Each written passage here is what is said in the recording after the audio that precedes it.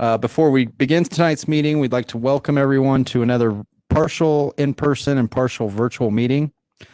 Board members and some town staff should be visible on your video. Also, I'd like to remind board members of two things. Please mute your microphone when you are not speaking, and please do not use the WebEx chat function during the meeting. There will be public comment portions of this meeting for both ordinance and the standard public comment portion of the meeting. If necessary, if staff is available and prepared to confirm and attempt to resolve any technical issues you may have. You can reach Drew Anderson for any issues. His email address is on the town website under Board of Trustees. We appreciate your patience with this virtual and in-person format. As with all our in-person meetings, we hope that we can create a friendly and respectful atmosphere for public dialogue. I call to order this regular meeting of the Monument Board of Trustees, February 1st, 2021. Please stand for the Pledge of Allegiance.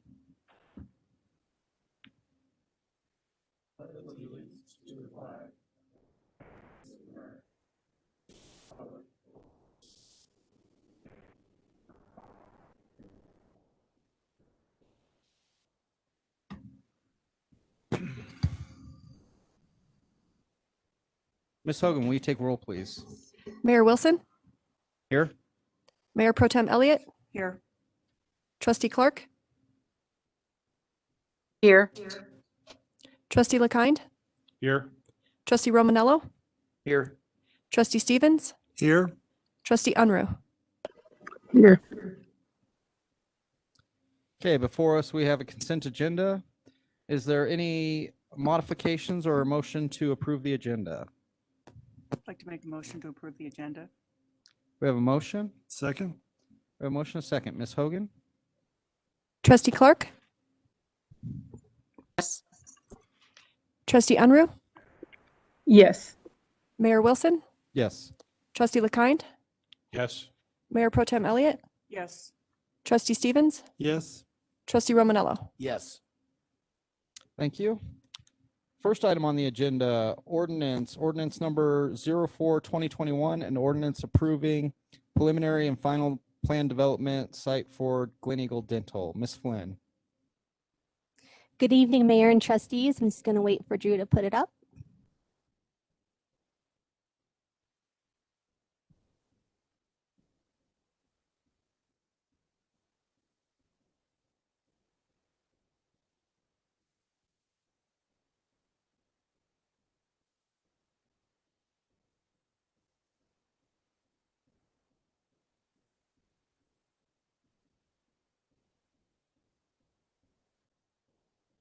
No.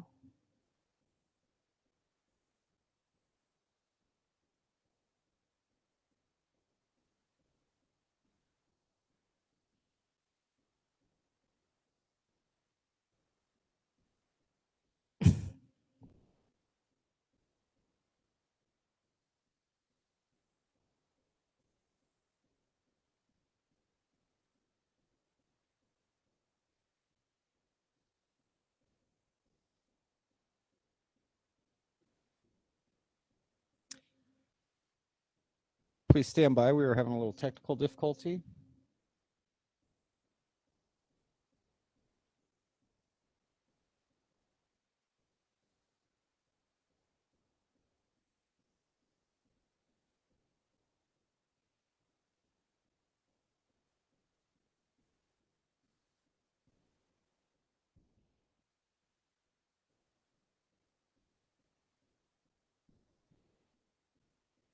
Okay, this is for Ordinance 4-2021 Glen Eagle Dental Preliminary Final PD Site Plan. The project site is adjacent to Struthers Road behind the Fairfield Inn, which is within the Monument Ridge Commercial Subdivision. The site is bounded by Reagan Heights to the north and Struthers Road to the west and south. The project site is 0.709 acres in size. This is part of the Monument Ridge approved preliminary PD site plan. The approved preliminary PD site plan indicates the area to be developed as commercial. Triview Metro District will provide both water and wastewater services for all development within Monument Ridge. The existing surrounding uses include Fairfield Inn and Suites by Marriott, future Monument Ridge Apartments, and Chase Bank. Preliminary final PD site plan shows a site as a 3,186 square foot single-story dental office. Access points. No changes are proposed to the 4 existing access points, 2 along Baptist Road and 2 along Struthers Road. Gleneagle Dental typical business hours. Gleneagle Dental is an existing practice looking to relocate to Monument. The dental office will be opened from Monday through Thursday from 8 a.m. to 4 p.m. with 18 total parking spaces. The transportation memo was conducted on September 10th, 2020 and revised on December 21st, 2020. The memo showed the land use change from the original Monument Ridge development traffic impact study of a 5,000 square foot general office building to a 3,186 square foot dental office, with 109 new external vehicle trips on the average weekday. The morning peak hour will be from 6:30 a.m. to 8:30 a.m., with 8 vehicles entering the site and 2 vehicles exiting the site. The afternoon peak hour will be from 4:15 to 6:15 p.m., with 4 vehicles entering the site and 9 vehicles exiting the site.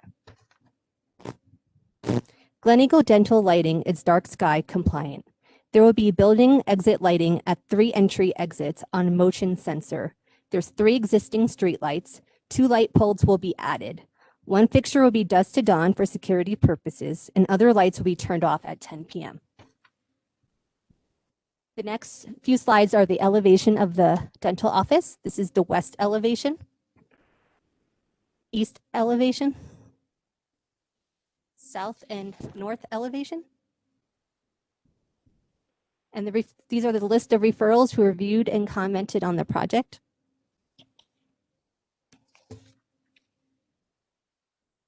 And Planning Commission hearing on January 13, 2021. No one from the public spoke for or against the project, and Planning Commission voted 6-0 to recommend approval. The Planning Commission recommends approval of Ordinance 04-2021 Gleneagle Dental Preliminary Final PD Site Plan based on the staff report findings that the proposed development complies with all standards and criteria for approval.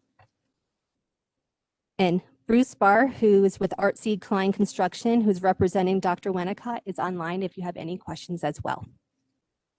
So the applicant does not have a presentation? No. This is a public hearing item, so I will open it up for public comment. Mr. Anderson, do we have anybody online for public comment?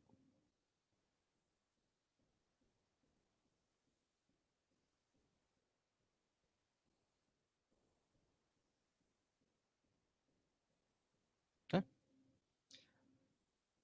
I'll bring it back to the board for questions or comments.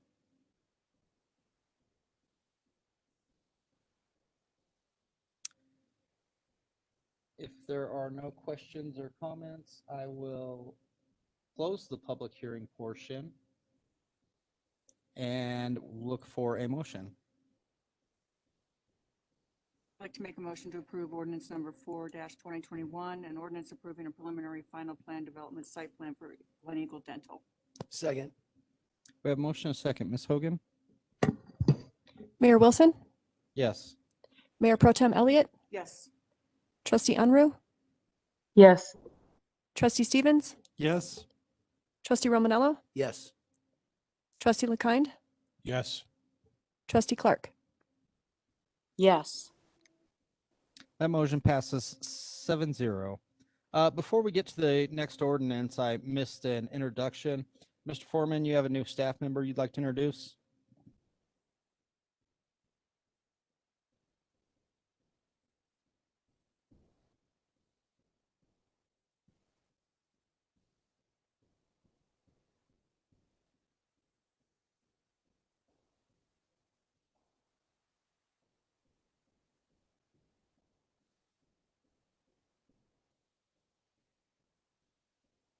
including, yeah, that probably helps, including design, engineering, finance, medical device manufacturing, public schools, and telecommunications. As the human resources professional, Steve has been directly responsible for the development and growth of human resources departments in domestic, public, and global markets. This includes key areas related to compensation and benefit planning, employment engagement, succession planning, and organizational development. Additionally, as chair of the El Paso County Workforce Investment Board, lobbied members of Congress on behalf of the state of Colorado regarding Workforce Investment Act, and provided expert testimony to the state of Colorado's first and existing industry grants, and provided assistance with national and local economic development opportunities. More importantly, Steve's past success on focusing on employee and providing that employees with exceptional services, helping the employee achieve their individual professional goals through coaching, mentoring, and program development. He defines exceptional service as providing unexpected value to another. Steve has recently celebrated his 30th anniversary to his wife, Brenda, who he met here in the Tri-Lakes area. Together, they've raised 4 children, 3 boys and a girl. In his free time, he enjoys fly fishing, home DIY projects, tinkering with trucks. Yours still needs to be worked on. It's a Ford. And watching hockey. And watching hockey. Let me tell you, you've been here just over a week and already started making changes, positive changes for our employees, positive changes for our senior staff. I think everybody's just very impressed with what he's been able to do so far, just in a couple of, 4 or 5 days. And so I've included him on a couple of projects he probably didn't know he was going to be involved in just because of his expertise. I think our staff, when they chose Steve to be our human resource manager, did a great job, but we found that diamond in the rough. Let me tell you, he's going to be able to provide us that next level service for human resource management. So just once again, Steve Wachulis. Steve, did you want to say anything? Just a couple of thank you for trustees. Thank you for the opportunity to here in front of you, the opportunity to be kind of monument. It's near and dear to a lot of us. For the work. All right, thanks, Steve. Any questions, statements? Thank you and welcome aboard. Okay, returning to our agenda, item 3B, ordinance number 05-2021. Mine is, yes.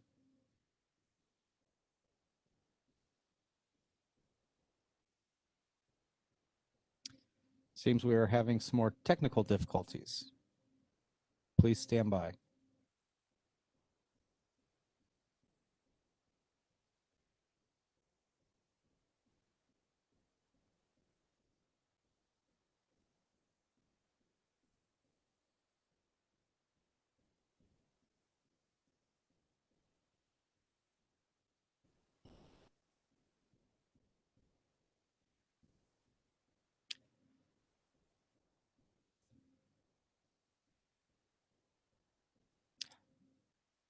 Trustee Clark, can you hear us okay? Yes. Trustee Unruh?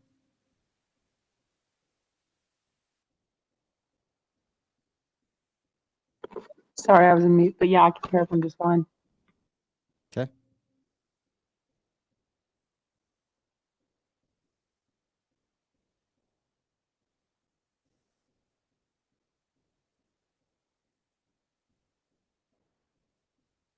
Okay. Continuing on with ordinance number 05-2021, an ordinance approving a preliminary plan development site and rezone village at Jackson Creek. Ms. Flynn.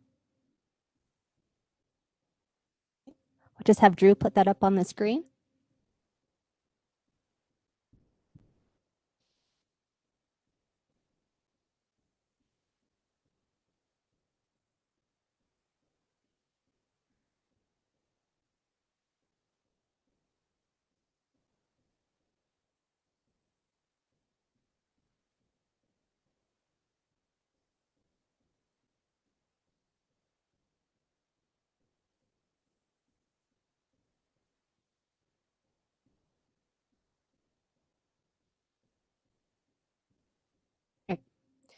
Again, it's ordinance 05-2021 Village at Jackson Creek preliminary PD site plan and rezone.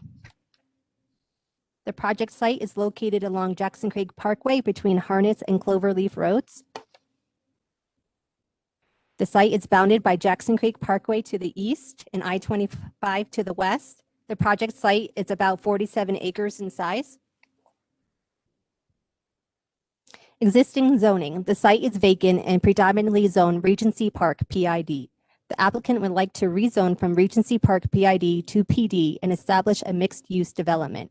A small portion of the site is part of Monument Marketplace North.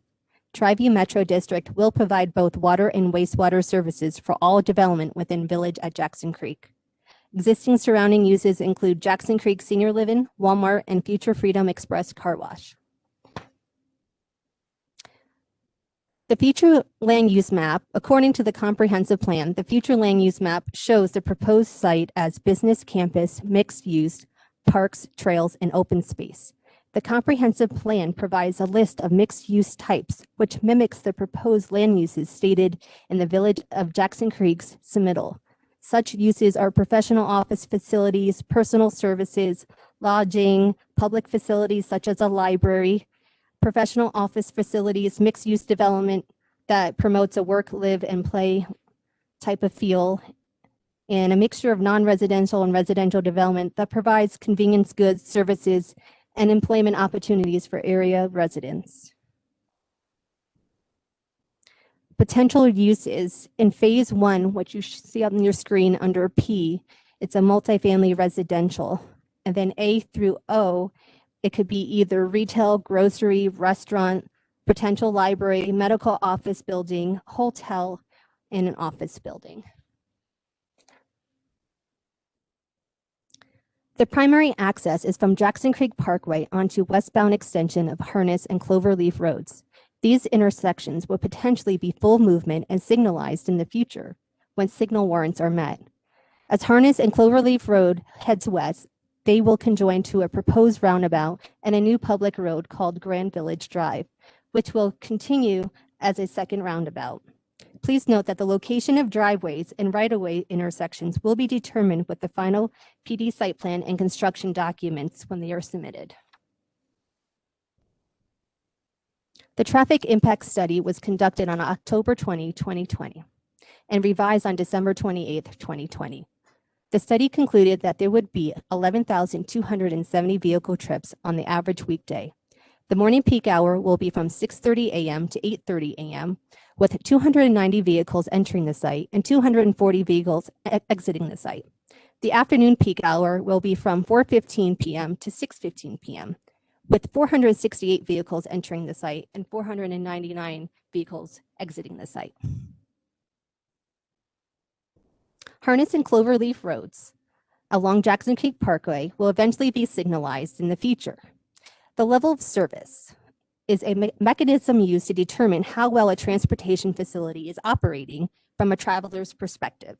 Typically, 6 levels of service are defined, and each is assigned a letter designated from A to F, with A representing the best operating conditions and F the worst. Prior to signalization, it's at F. But once Cloverleaf and Harness Roads, when the signal warrants are met, it will operate at level service B. Referrals that have reviewed the project. The Planning Commission hearing was on January 13, 2021. No one from the public spoke for or against the project. However, the Planning Commission voted 1-5 to recommend denial. The Planning Commission recommends denial of Ordinance 05-2021, a preliminary PD site plan and rezone for Village at Jackson Creek, because among other reasons identified, it fails to meet the following criteria, and specifically a failure to comply with the Town of Monument's comprehensive plan, including its community vision and viewpoints listed on page 16 and 17 of the comprehensive plan. That includes, but is not limited to, a lack of dedicated park, trail, and open spaces, lack of consideration of aesthetics, no considerations for the well-being of the residents' concerns regarding density, which would take away from, or otherwise interfere with the small town feel of Monument and overall quality of life in the surrounding area of Monument, such as the views to mountains and openness. However, staff recommends approval of Ordinance 05-2021, a preliminary PD site plan and rezone for Village at Jackson Creek, based on the staff report and the memo findings that the proposed development complies with all standards and criteria for approval.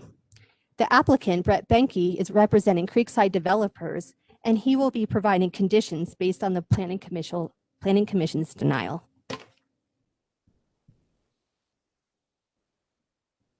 And then Drew will put that presentation up.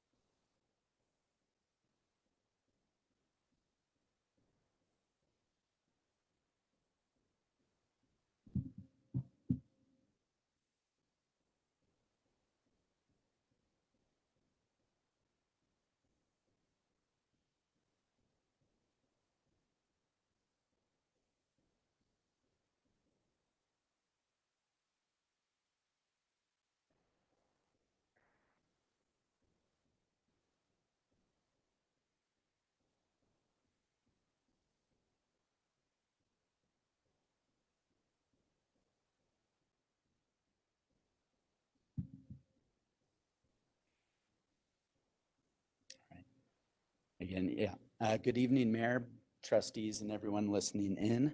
I am Brett Benke with Creekside Developers. I'm here tonight to discuss our project at Village at Jackson Creek. So, as Debbie mentioned, the project's located just east of I-25, west of Jackson Creek Parkway, across the street from Jackson Creek Senior Living and My Storage at Jackson Creek, north of Monument Marketplace, the Walmart Home Depot Kohl's Shopping Center, and then immediately north of the new Monument Marketplace North development and Freedom Express Car Wash. South of the project there you have the wetlands area, which is No Name Creek, and then to the north is another open space, the Preble's Mouse Habitat. Teach Out Creek is those areas that are shown kind of in the darker green. So Harness Road and Cloverleaf Road, Harness extends west currently, but with this development, or it extends east currently. With this development, both Harness and Cloverleaf will have their westerly extensions that come together at a proposed roundabout that then creates Grand Village Drive, which is the main street of Village at Jackson Creek. All three of these roads will be dedicated to and maintained by Triview Metro.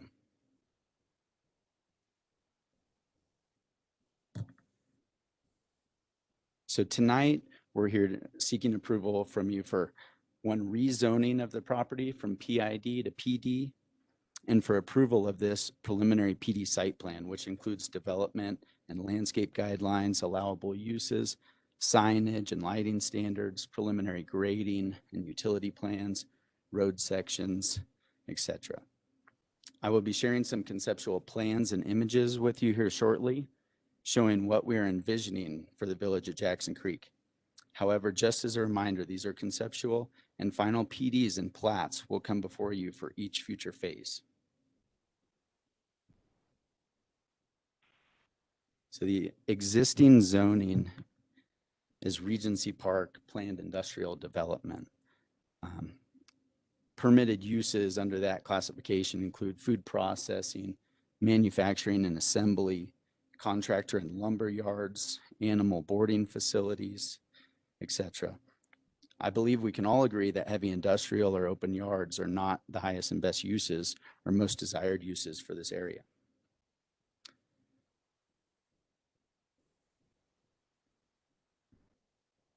So the proposed zoning and allowable uses. The permitted uses in the preliminary PD that we are proposing mirrors Regency Park PCD closely with a few additions. PCD includes retail, restaurants, office, libraries, community centers, hospitals, banks, drugstores, fire and police stations, And then similar to Regency Park PMD, this PD also allows for multifamily housing and senior housing. And the PD also allows for brew pubs and distilleries, which are not currently included in the zoning code.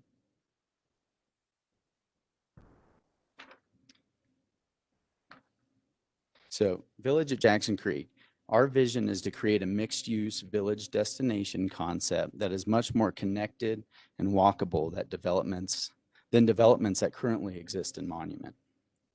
They'll be enhanced, well-lit, and landscaped roadways and streetscapes that are walker and biker friendly. It will provide opportunities to live, work, and play all in the same neighborhood. There will be community gathering spaces with hopefully a library and senior center, Class A multifamily and senior housing, restaurants, retailers, and employment. So in this image, the road on the left side is Harness, and so you'd be looking at like from Jackson Creek Parkway, or really like the third story of our senior living project, kind of looking southwest. And then next image, where it comes together at the roundabout, creating Grand Village Drive and facing southwest.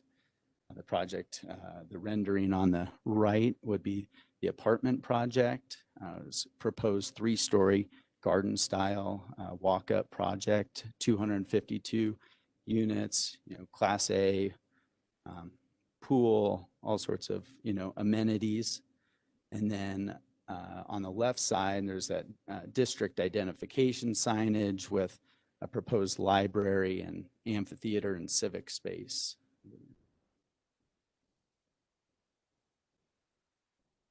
So some of the projects that have influenced our vision include Festival Park in Castle Rock, if you're familiar with that, with an area for live music and farmers markets. Solana Apartments, Copperleaf Apartments. These are just a few examples that are located off of 470. Denver Public Library is in that upper right corner. And then like Tempe Public Market or other like community public market options where people can bring local goods and so forth. Like you might see at the Emporium or the Barn in Castle Rock.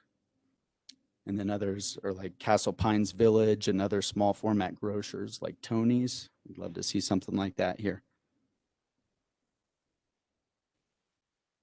So I'd like to quickly address and respond to each of the Planning Commission's concerns.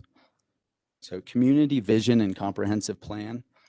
This enhancement from PID zoning to a mixed-use PD, as we have proposed, matches what is proposed in the comprehensive plan. The existing PID zoning has been in place long before the current comprehensive plan was established, and this rezoning is intended to create a higher and better use for this land, which happens to coincide nearly identically with the comp plan map. Park dedication. The applicant has exceeded all open space dedication requirements within Jackson Creek. Moreover, TriView, which operates and maintains parks in Jackson Creek, does not intend to accept any further park dedications and has no plans to maintain additional parks. However, we have established the Jackson Creek Commercial Metropolitan District, which does intend to develop and maintain a park in conjunction with a new library facility if the Pikes Peak Library District will agree to a new library for Monument in the village at Jackson Creek. Trails and open space. The project adjoins large open spaces to the north, No Name Creek, and the south, Teach Out Creek. Applicant, along with the TriView Metro District, has invested in conservation in these areas, and they are restricted from development, thus preserving open space and views. This does prohibit trail connectivity across these preservation areas. However, we have countered this by designing walkable streetscapes and adding bike lanes within the village at Jackson Creek, which connect to the sidewalks and bike lanes at Jackson Creek Parkway, and thus to the El Paso County Regional Trail, for which applicant has also dedicated land running parallel to Jackson Creek Parkway, just east of Jackson Creek Senior Living. Interference with small town feel. The project is intended to enhance the small town atmosphere of Monument, eliminating a large swath of industrial zone land and replacing it with a small-scaled mixed-use development in substantial conformance with the comprehensive plan, including a small-town feel Main Street, Grand Village Drive. Lack of consideration for aesthetics. This project is intended to create a pleasing aesthetic to enhance the vision of the town of Monument. While this rezoning and PD does not intend to address specific designs that will contribute to those aesthetic values, note that individual phases will be submitted with site planning, architecture, and detailing that will intend to be aesthetically pleasing, and which will all be reviewed in the public process for final PD site plan approvals. Density. To address concerns about density, the applicant is willing to revise the preliminary PD site plan to limit multifamily housing density not to exceed 20 units per acre, which coincides with PMD zoning, which allows up to 20 units per acre. Preservation of views. This project is intended to preserve views by maintaining sight lines across the conservation areas we have established within No Name Creek and Teach Out Creek, as well as creating a view corridor along Grand Village Drive from the connection of Harness Road and Cloverleaf Road, which corridor runs through the center of the project to the west, affording views to the mountains. The current zoning allows for maximum building height of 90 feet up to Jackson Creek Parkway. To further address concerns about building heights, the applicant is willing to reduce the current allowable building height in this zone from the existing 90 feet to 75 feet for any buildings in the zone which are within 600 feet of the I-25 right-of-way, further limiting from 750 feet of the I-25 right-of-way as currently shown on the preliminary PD site plan, and from 90 feet to 50 feet for any buildings within the zone which are more than 600 feet of the I-25 right-of-way.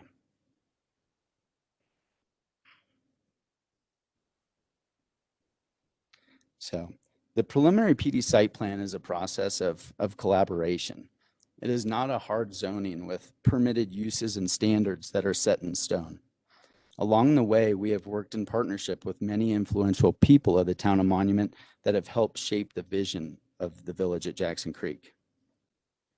So just to kind of roll through the process that we've been going through. So over the past several years, we have met with land planners, engineers, brokers, prospective users, and other consultants to determine marketability and highest and best uses for the subject property.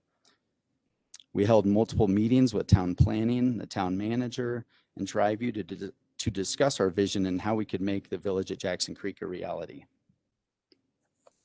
We hired counsel to form Jackson Creek Commercial Metro District as a financing mechanism to facilitate infrastructure and maintenance of the Jackson Creek commercial area. We met with the mayor and board of trustees at a workshop on September 21st to present and discuss the proposed Jackson Creek Commercial Metro District. And then the Jackson Creek Commercial Metro District was approved at the board of trustees meeting on October 5th. So we had a follow-up meeting with town planning shortly thereafter and fine-tune the plan based on staff's recommendations. We submitted the preliminary PD site plan and supporting documentation to town planning and referral agencies. We then received comments back. We addressed those comments and resubmitted, and then the town planning approved those changes and scheduled public hearings. We presented to Planning Commission on January 13th, and the Planning Commission ultimately voted to recommend denial, but we've acknowledged their feedback. And over the last several weeks, we've revised our presentation for you all based on Planning Commission's concerns to reduce multifamily density and maximum building height. And then today, we are here in front of you, Mayor and Board of Trustees, looking for your input and to vet any issues you may have. We are willing to revise and incorporate any changes that you feel are necessary in order to approve this project. So I'm very excited to be a part of this project, and I hope you agree it'll be a fun and valuable addition to the community. So thank you for your time and consideration, and I'm happy to answer any questions. Thank you. This is a public hearing item, so we will open it up to public comments. Mr. Anderson, do we have anybody on line that would like to make comment?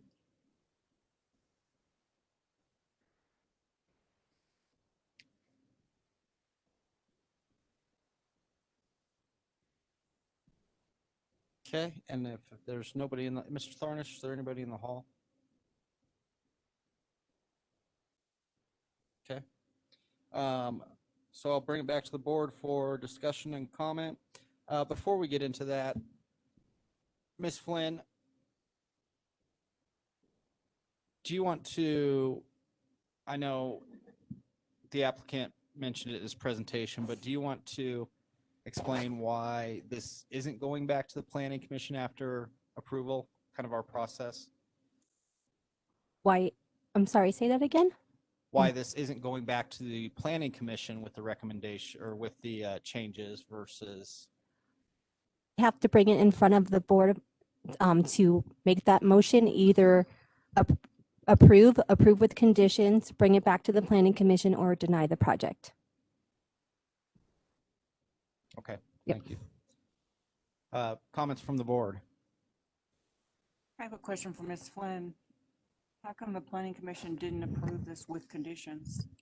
I don't know why they didn't. We have a lot of new planning commission on the board, on our commission right now. And when someone made a motion to deny and we had a second, no one said they wanted to approve with conditions and they went with the denial. However, after the hearing, I had a planning commissioner text me that he said that he would have approved it if they had a different building height and density. And I think that was the biggest concern, was the height and the density. The other concerns they had, not complying with the comprehensive plan, is untrue. It does comply with the comprehensive plan for this area, and our future land use map does show this as mixed use and business area.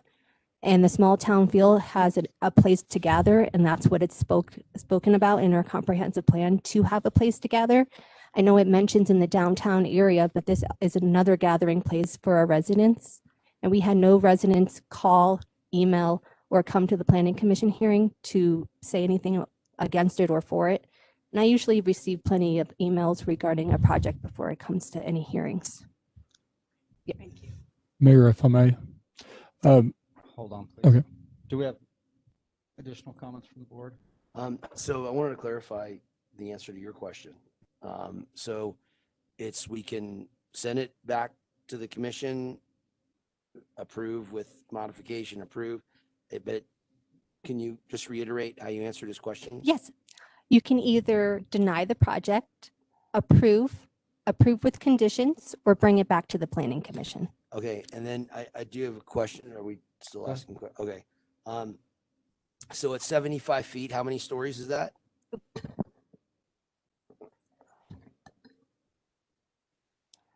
You know, that could vary based on ceiling height, but 6 to 7, something in that range.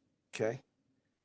And yeah, that you said that would be at closest to the freeway, and then furthest from the freeway, you said down to 50. Is that right? Yep, which And then- mirrors PCD zoning at 50. And 600 feet from I-25 is roughly the westerly roundabout, the second roundabout, just to give you an idea of where that is. Yeah, it's like 2 football fields. So and then 50 feet would be then, of course, depending on ceiling height, but how tall is that going to be? That could be, 3 to 4 stories? yeah. So like Jackson Creek Senior Living is, I believe, 45 feet in height. Okay. And then the traffic light issue with the F, you know, being in Jackson Creek and just trying to come out of, my brain's not working right now. Yes, thank you. Which is like, I don't know why I don't drive all the way around to Baptist, because it's just a nightmare. But you can't put a traffic light there because it back right up to that. It's just, I don't need that problem. So an F isn't good. And how long would it take for these lights, and who would pay for the lights? We would most likely ultimately pay for the lights. The decision to signalize these intersections, though, ultimately does lie with the town and Tri-View Metro. Both our traffic engineer, he is on the phone and can chime in to help me out with this. But right now, this project and even the initial phase, which we see as the apartment project, does not trigger the signal warrant analysis, or does not trigger like signal, a future signal. And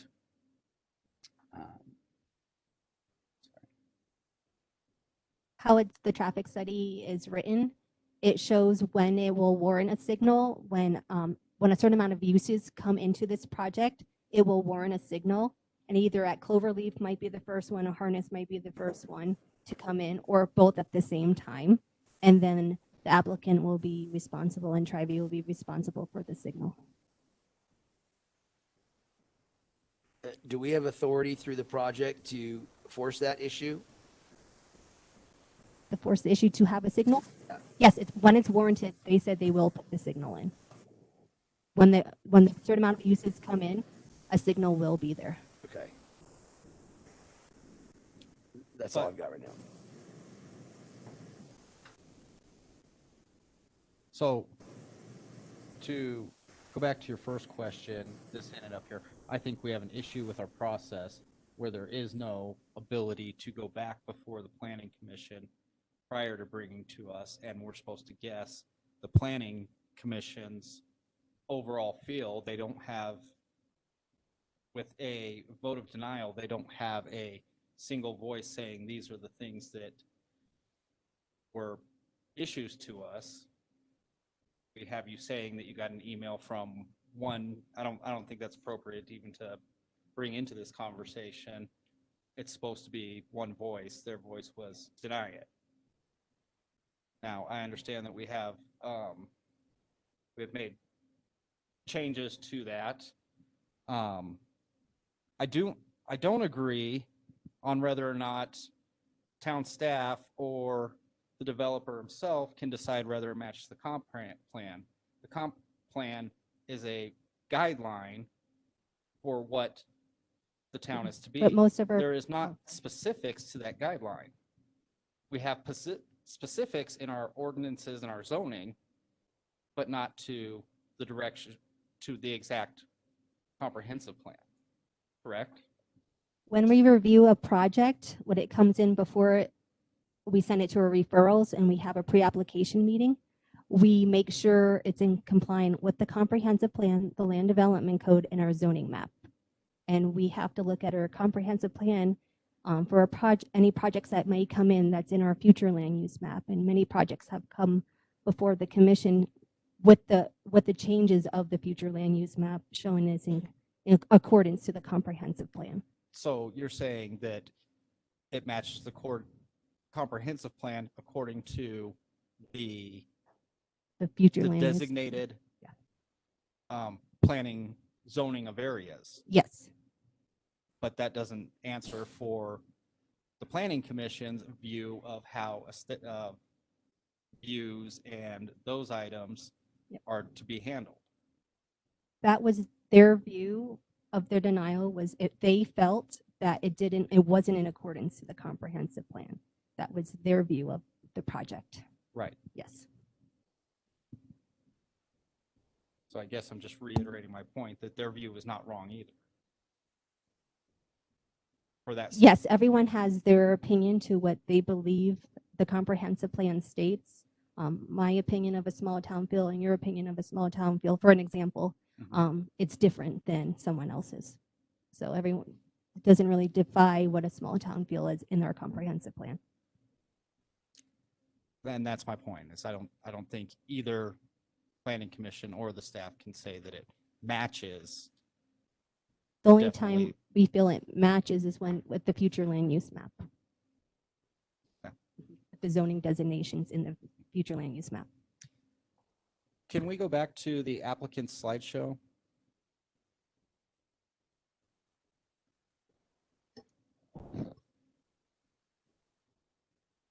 Can you go back to where you discussed parks? Oh, all the way to the beginning.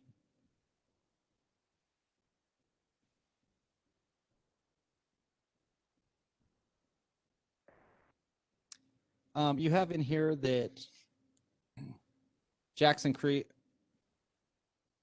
Tri-View does not plan on maintaining any more parks in the area. That's our understanding with meeting with Tri-View. So with filings 3 through 6, we are dedicating a 10-acre open space park, but they don't plan on having any sort of turf or real like maintenance, real requirements.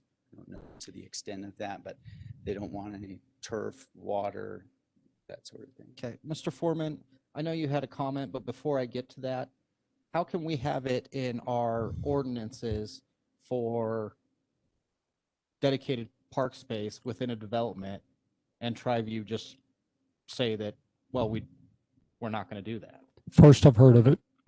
Plan on calling Jim first thing in the morning and finding out, is that something that he's proposing? And then looking at our ordinance and finding out, is it something he can do? I don't think it is.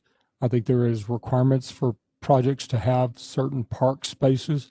And if it's in Triview, it's required to be maintained and actually owned by Triview. That's what they do.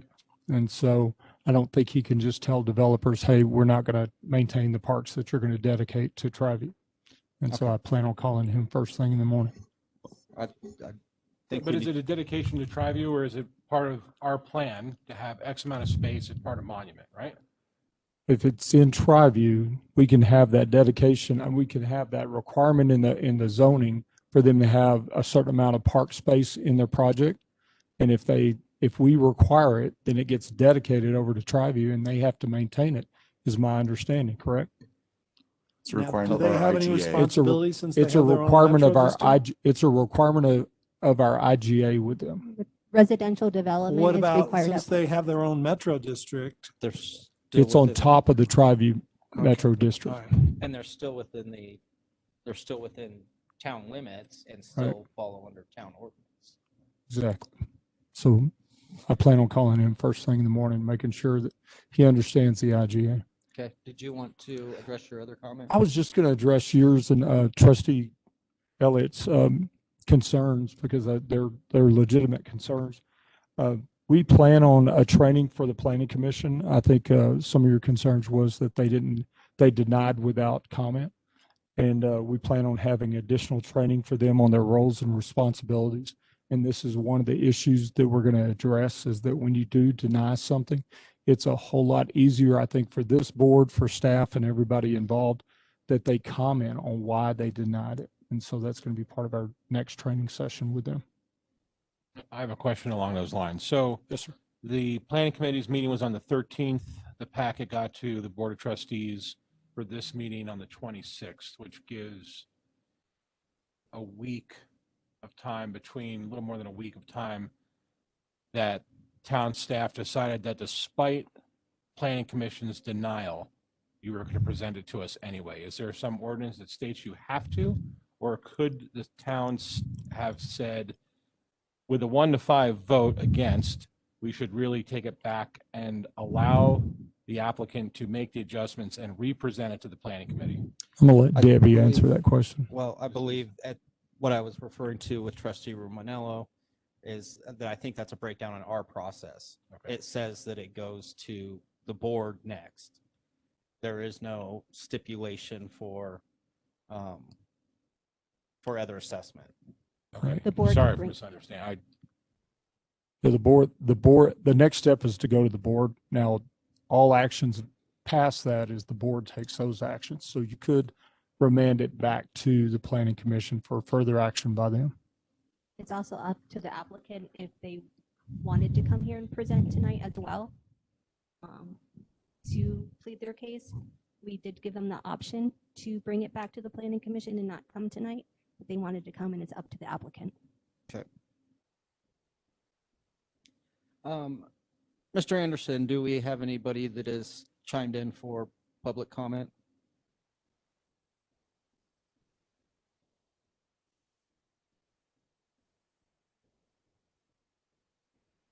Okay. At this time, we'll continue on with board discussion. Do we have any further discussion from the board? I just have a question. The decrease in density, is that going to allow for more open areas than what we see in the potential use slide or the access point slide? I feel that it very well could, yes. The apartments, for example, with 20 units per acre, we have quite a bit of set aside amenity space, parks, and whatnot for, that apartment use. It is our full intention to work with the library district on building a library for them and to have a civic space in conjunction with that library. So do the slides that we're looking at then illustrate the 20 units per acre, or They do. are these, okay, got it. Yeah, so that apartment is shown it's 252 units on 13.4 acres, so just shy of 19 units an acre. Thank you. How do you, on that note, how do you plan on moving forward with the library district?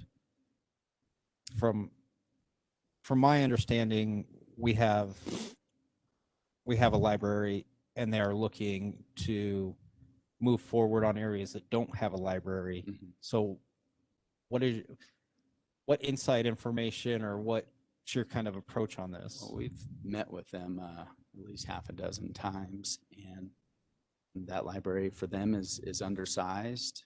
That is you did bring up a point. There are other areas that don't have a library. So are they, building a new one here? But I think that this is, a need basis. They've had a needs analysis completed and are in the continuing to kind of work on that to understand if this location is going to work for them. So. Okay. Mayor, I had a conversation with Mr. Oldak, and I think he's online. He could speak to this. He's continuing to try to garner public support for the library expanding in Monument, and would like some help from the town on that, and dedicated some help from me to go out and help him with that. But he's also proposing to give land to the library district and other things like that. So he's definitely got a plan. I think if you want him to speak to it, he's online. Mr. Anderson, can you bring him?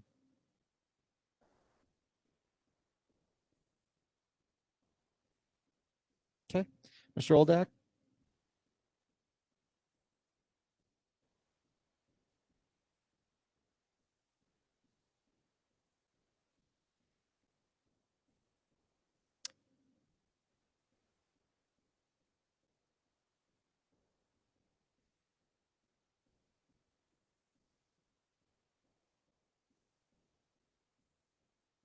Mr. Oldak, would you like to comment on the library portion?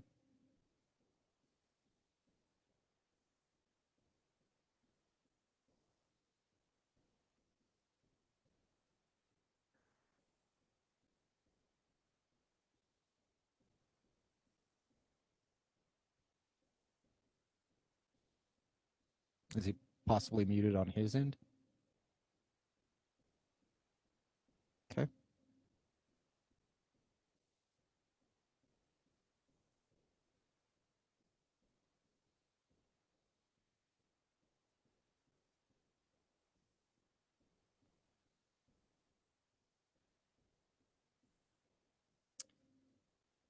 Okay, maybe he stepped away from his computer. We'll move on. I think we do understand that you are working with the library district on that. Did Trustee Clark or Trustee Unruh, did either of you have comments or questions on this ordinance? I'd like to make a motion approving this preliminary plan development site if everyone's finished discussing. I will get that to I'll consider that a motion on the floor. And if Trustee Unruh, did you have any comments? I mean, I just want to say, I want to approve it as well, but going through the proper process of, I don't know what that looks like, sending it back to the commissioners or what, but yeah. Okay. Yeah, I'd like to. I'm personally uncomfortable with circumventing the Planning Commission, and I think we've heard that we think we've resolved what their issues are and things like that, but I'm not convinced that it actually has been. So I personally, I know there's another motion on the table, but I would personally like to send it back to the Planning Commission for their approval, to make sure they're comfortable because I know they work hard and that's what they're dedicated to doing. And I value their input greatly. So I personally would not support this motion until we get a approval from the Planning Commission. I agree. Okay, so with that. before we get into the motions, and I understand there's been a motion been made, I want to clarify, we have basically four options. We have one, we can approve it just the way it is. We can approve it with the applicant's recommended changes that he feels meets the Planning Commission's guidelines. We can send it back. We can motion to send it back to the Planning Commission, or we can motion to deny it altogether, which we would need legal ground supporting that. So we do have a motion from Trustee Clark for Trustee Clark, would you like to clarify, is that approval with the conditions as stated? I'd like to clarify that I'd like to make a motion to approve this preliminary plan development site with the applicant changes. Mr. Ricci, does that suffice? Yes. Okay. Do you want me to say the number of the ordinance and read the ordinance, Mayor Wilson? No, you're fine. Thank you. Okay, thank you. Okay, we have a motion. Do we have a second?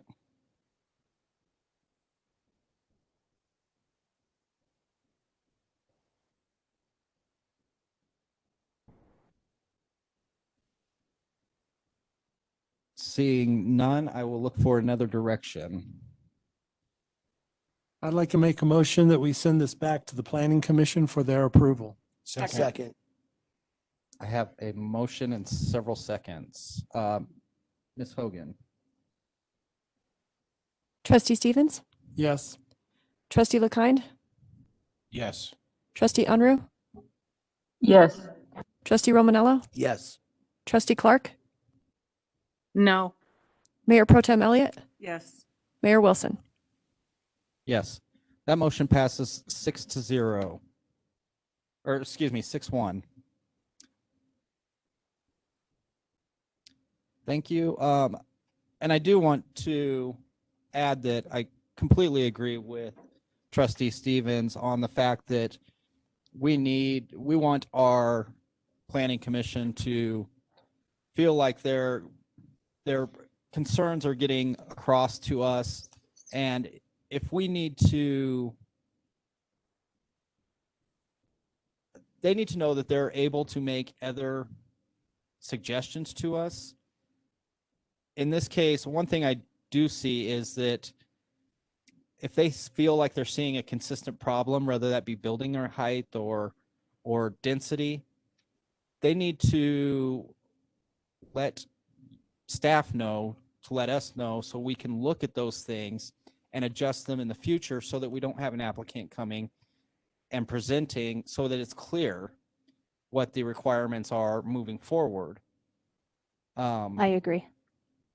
So I think our board would be happy to work with the Planning Commission on future things like that they feel are concerned or that they want changed with our ordinance, so we're not sending our applicants back and forth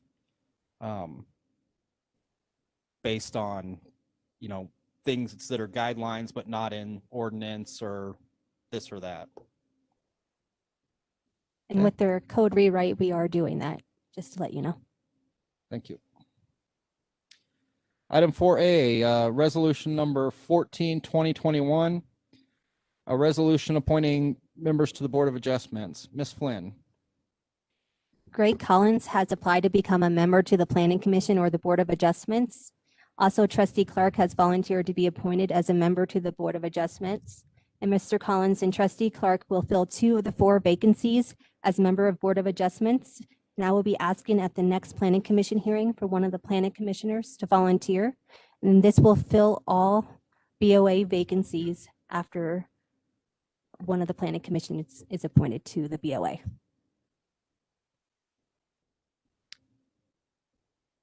Do we do the same application process for Board of Adjustments as we do for Planning Commission. Yes, Did I miss that in our packet? it was in the packet. Was it? Okay. Yeah. I must have just skipped it. Okay, there it is. It's the same application for BOA and PC, and it's whatever has a vacancy that we appoint a member, or the BOT appoints the member. Okay. Is this applicant here this evening? He is online. Mr. Collins? Mr. Collins, would you like to make any comment on your application to the Board of Adjustments?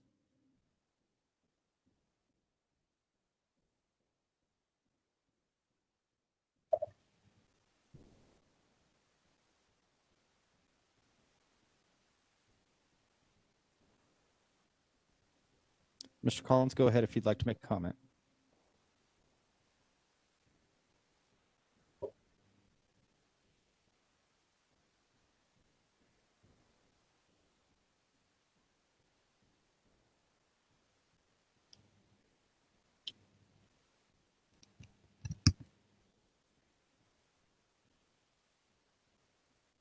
Can you hear me?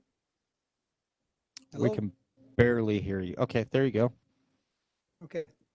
No, I don't really have anything to say other than I look forward to working with the team, and thanks for the consideration. Okay, thank you. You're welcome. Any questions or discussion for the board?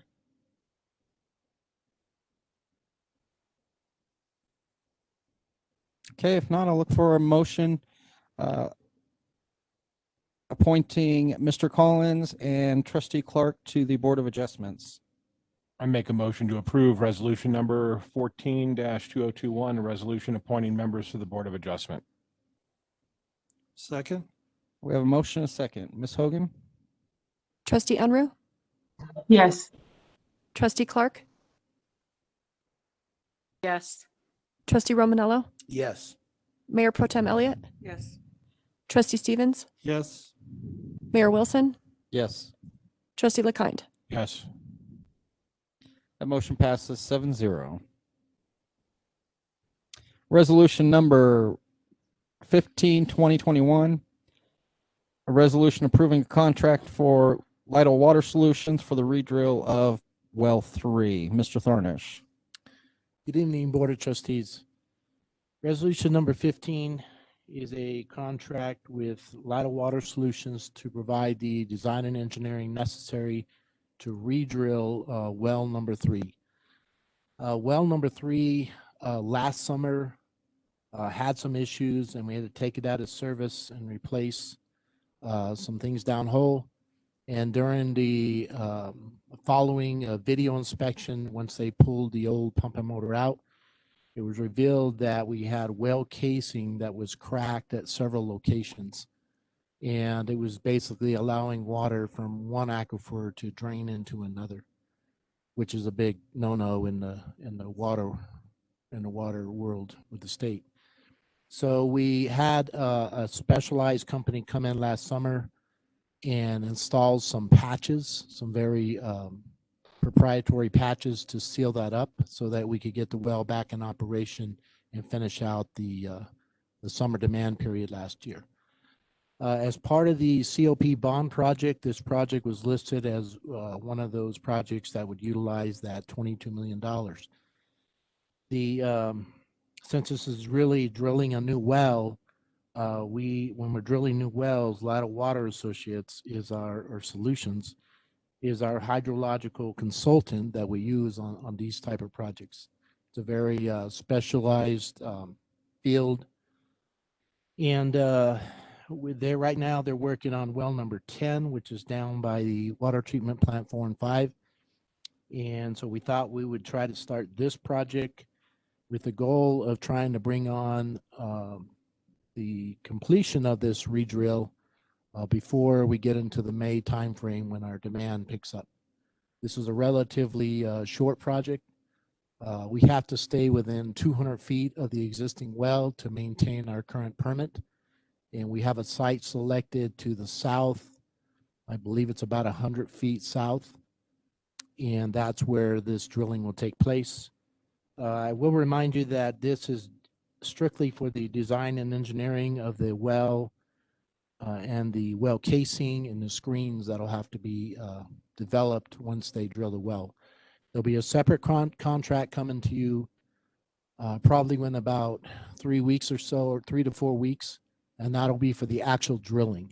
That will be a drilling contractor, and that will be bid out according to the RFP process. So what this contract is doing right now is just awarding the contract so that we can get the design and engineering done for this particular well. If you have any questions, glad you take them. Questions from the board? Yeah, what kind of design is involved in drilling a hole for?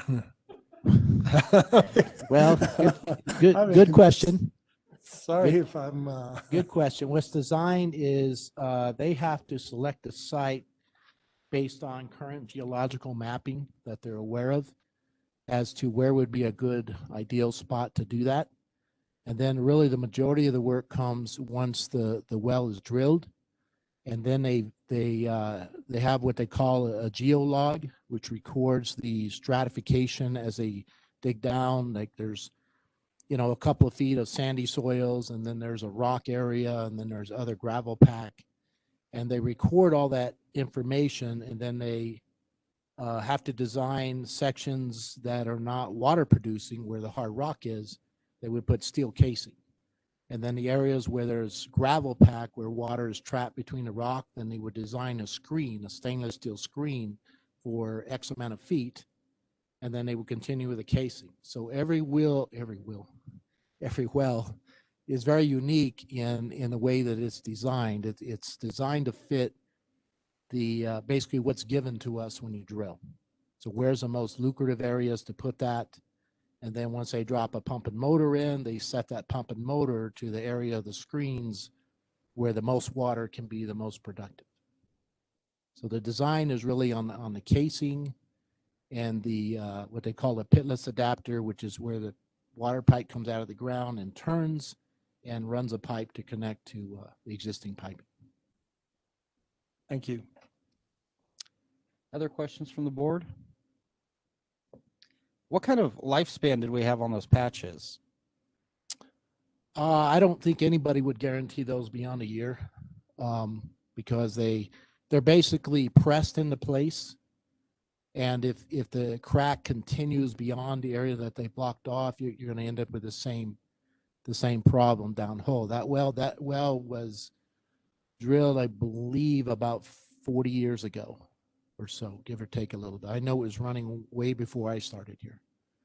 So there's not even that, whoever did the patches, there's not even a year, hey, we promise this will make it a year. Well, they'll say that, oh yeah, our patches are great, but we're not going to guarantee it that'll hold. And that, to me, that's pretty standard. It's pretty rare that you could even patch that kind of well. We just got lucky the way the well casing cracked. But the bigger issue was when they discovered that the water basically in the Dawson aquifer was draining down to the Arapahoe through the well casing. That's what kind of triggered the alarms of we either have to stop using that well or we have to patch it.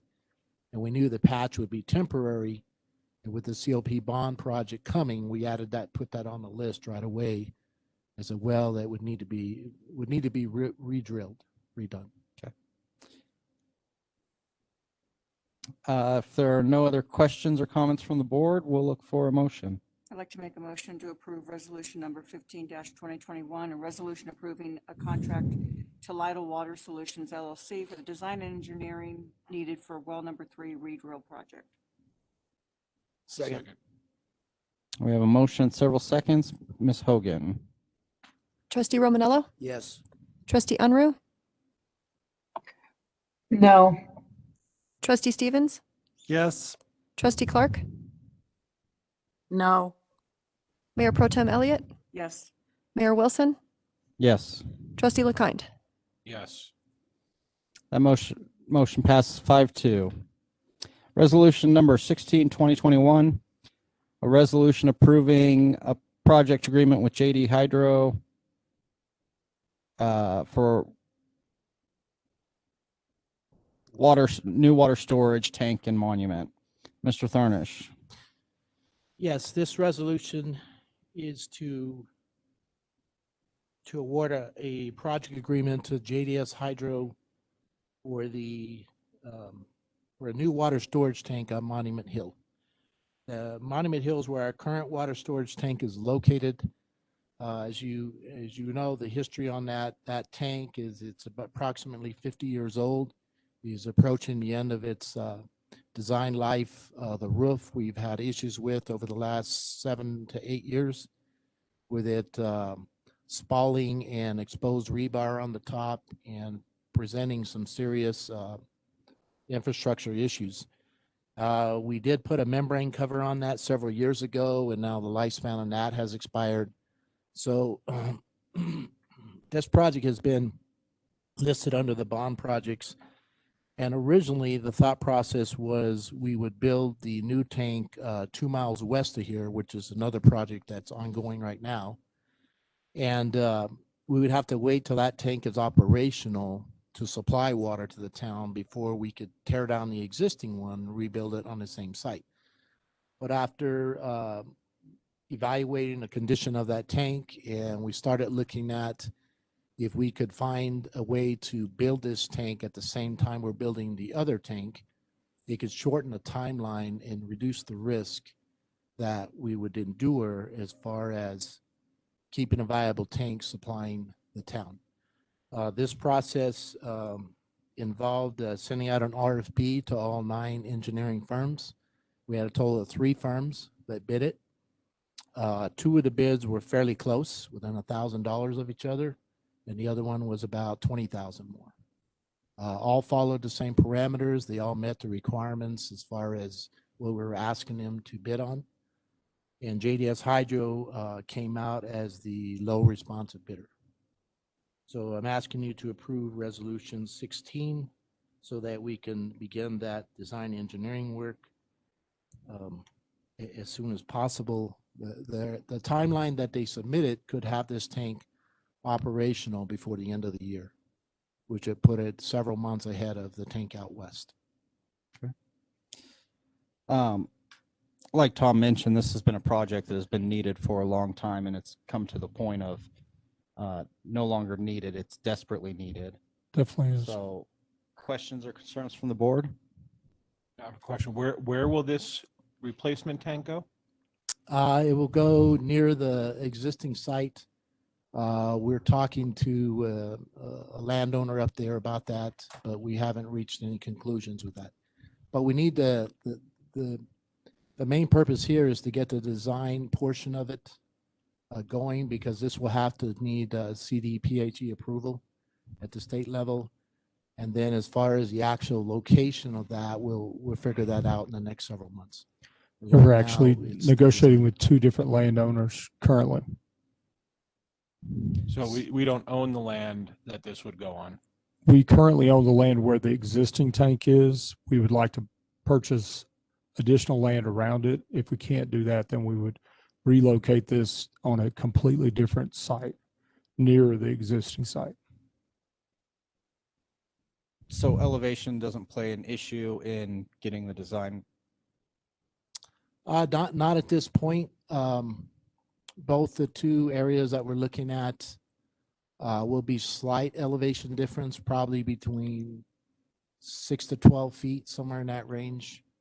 Given that the tank is already at the peak of our current system, it could increase pressure by a couple of PSI if it ends up being a little taller. And it could also,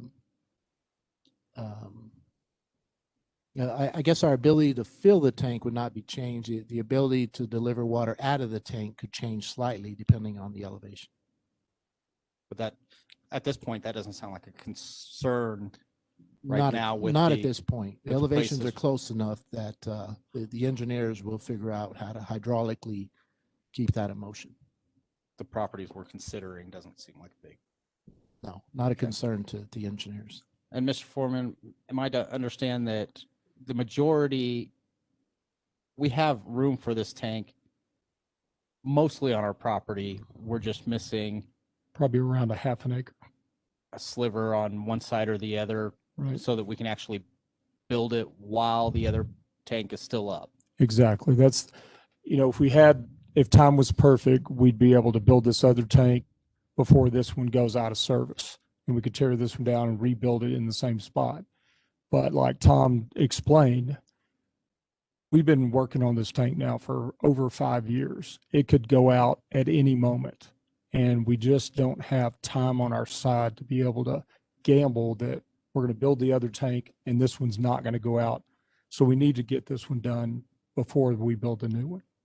So in order to do that, we're going to need about another half acre. And if we can't get that half acre, we're negotiating with another landowner just to move it completely and build a new, or not move it, but just build a new one on his land. Okay. Additional questions from the board? I'd just like to mention, there've been so many delays I've been on the board now for over 6 years, and there've been so many delays in the support of our water infrastructure. Why anybody on this board would not support these resolutions is a big question mark in my mind. So my perspective is we need to get moving here. Do we have a motion? I'd like to make a motion to approve resolution number 16-2021, a resolution approving a project agreement to JDS Hydro Consultants, Inc. for the design and engineering services needed for the new water storage tank on Monument Hill project. Second. We have a motion and a second. Ms. Hogan? Mayor Pro Tem Elliott, Yes. Trustee Unruh, Yes. Mayor Wilson, Yes. Trustee Clark, No. Trustee Stevens, Yes. Trustee Romanello, Yes. Trustee LeKind. Yes. That motion passes 6-1. This now brings us to the public comment portion of our agenda. Mr. Anderson, do we have anyone wishing to make public comment?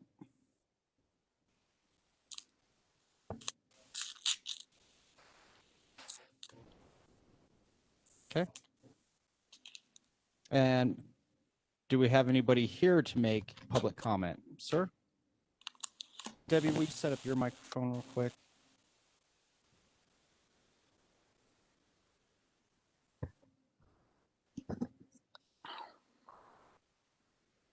Sir, if you don't mind, state your name and is it just name? Okay. Mike Ferguson.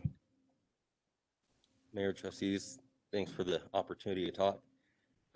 Just wanted to touch base on the water tower. I'm representing my family, the Ferguson family, and Interstate 25 properties up there. We own the property surrounding that tank, and our history together goes back a long time when my grandpa originally worked the deal with Town Monument to exchange the land for a 3-inch water tap up there. So we look forward, to working with you folks, and we're open to any, respectable offers, whatnot. Right off the bat, there's been some mentions of eminent domain and moving the whole tank itself, where we would not have that 3-inch water tap anymore. As a property owner, that comes across as not the path that I want to go down as far as having a joint positive communication relationship. But I'm just here to extend our hand. We're always willing to work with you folks, willing to work for the benefit of the town of Monument. And ultimately, one day we would like to see that property used to benefit the town of Monument. It's not something that's going to happen overnight, but we are here. We've been partners with Monument for many, many, many decades. And going back to the time my grandpa originally bought that land. So we're here. We look forward to it. And as always, do you have any questions for me? Not at this time, sir. Great. Thank you. Thank you. Mr. Tharnish, do we have anybody in the hall wanting to make comment? Okay. And Mr. Anderson, do we have anybody? Still no hands. Okay. At this time, we'll we'll end public comments and move on with the board authorization items. It does not appear we have any board authorization items at this time. Does the board have any board authorization items they'd like to add?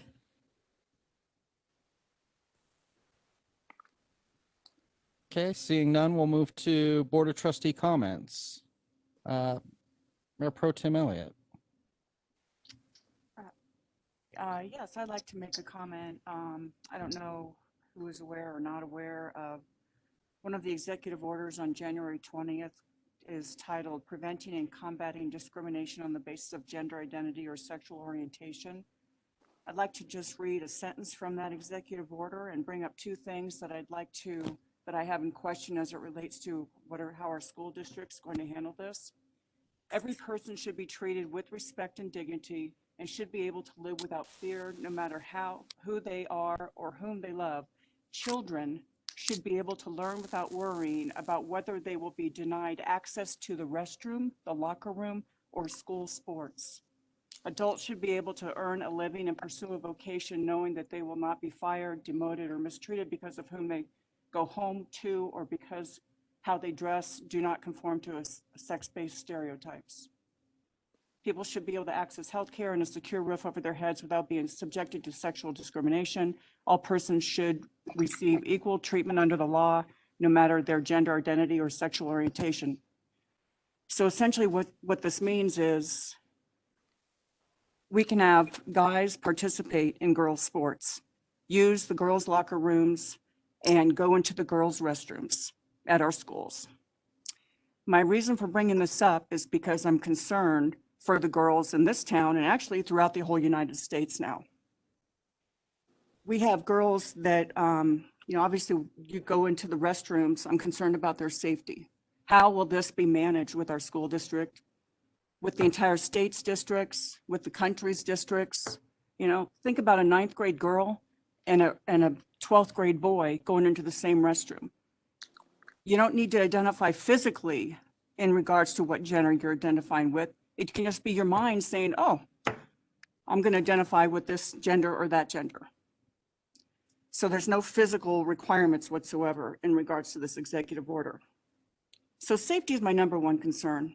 And I would be interested to understand how we can hear from our school district eventually when this is, I believe, has to go into place 100 days after the executive order is issued, how we're going to handle this. The second thing I'd like to mention is that there are scholarship programs for men's sports and women's sports. If we have men or boys competing in girls' sports from here on, and we have kids that are going to rely on really working hard to try and get the scholarship to achieve a higher education, to go on to really good colleges and achieve their career goals, they're going to be limited because the physical, as we all know, the physiques of boys and men are different from girls. So when a man or a boy comes into a girls or ladies sport, I wonder who's going to win. I wonder who's going to outrun the others. So when this starts happening, we're going to see women that are actually going to be discriminated against because they're not going to get those scholarships anymore. They're going to be competing against people that are of completely different stature than they are, physical capabilities, more muscular, faster, etc., just by virtue of the fact that men and women are not built the same. So we're going to see a lot of women and girls lose the opportunity for higher education through scholarship funds because they otherwise couldn't afford to go to college without those scholarships. So that's a great concern of mine. I mean, obviously in Monument, but also for the rest of the country. So I would be interested in hearing how our school district is going to manage this going forward. Thank you. Other board comments? I want to, Trustee, sorry, Mayor Elliott, I really appreciate you addressing that because that's actually very near and dear to my heart as well. I'm coming from college and actually achieving, I mean, I got a college scholarship for basketball. And so that's, I mean, my sister and I, that's how we paid for our college education.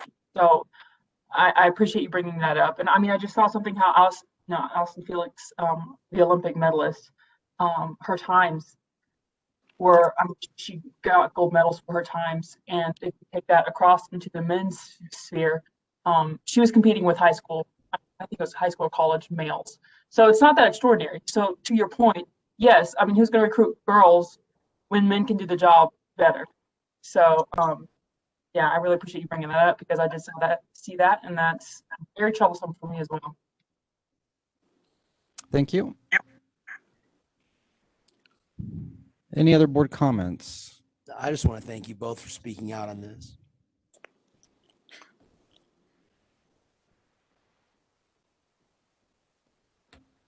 And yes, thank you. And I'm guessing that the majority of the board agrees. If there's no other Board of Trustee comments, we will move to executive session. Trustee Stevens, do you have a motion for that? Yes, I move to go into executive session pursuant sections 24-6-4-4024A in regard to the lease, purchase, transfer, sale of real property and section 24-6-4024E for the purpose of strategy negotiation and determining positions regarding the purchase of real property, and for the purpose of a personal matter pursuant to 24-6-4024F. I further move to adjourn the board meeting at the conclusion of the executive session. Second. Okay, we have a motion and a second. Before we get to the vote, the personal matter, Mr. Foreman, is in regards to your town review. It is procedural. Even though it's procedural and has nothing to do with your performance, you're still allowed the option to have that in public or an executive session. I have documentation that says you waive the right to have it in open session. Does this remain true? Yes, sir. I did provide the town attorney with a documentation that I want to have it in the executive session and not in public hearing. Okay, thank you. Ms. Hogan, will you take roll, please? Trustee Clark?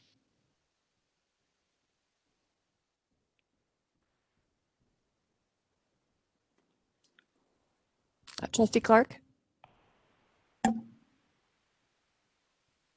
I'll circle back to her. Trustee LeKind? Yes. Hello? Yes, Trustee Clark. Yes. Okay, thank you very much. Trustee Unruh? Yes. Mayor Wilson? Yes. Trustee Stevens? Yes. Mayor Pro Tem Elliott? Yes. Trustee Romanello? Yes. That motion passes 7-0. We will take a 5-minute recess and then reconvene as just the board and our trustees online.